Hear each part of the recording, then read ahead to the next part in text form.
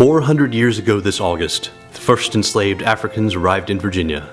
For 2.5 centuries, they labored in unrequited, unpaid, and unforgiving bondage. Then came the Civil War.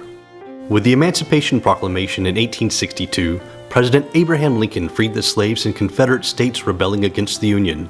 However, the proclamation was difficult to enforce, and many enslaved people would not taste freedom until the end of the war. In the spring of 1865, Confederate armies surrendered across the South, bringing the war to a close. On June 19th, Union forces brought peace and good news to Texas. General Gordon Granger proclaimed that enslaved African Americans there were finally free. Many former slaves immediately left to go north, or to search for families split up by slavery, or simply left to be free, truly free, for the first time in their lives.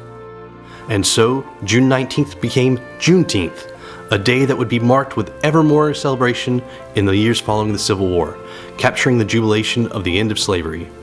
In 1980, Juneteenth became an official holiday in Texas, and it's since been adopted by 45 states and the District of Columbia. As a steward of American history and a custodian of its hallowed and historic sites, Interior is charged with telling the full story of America, both its tragedies and its triumphs.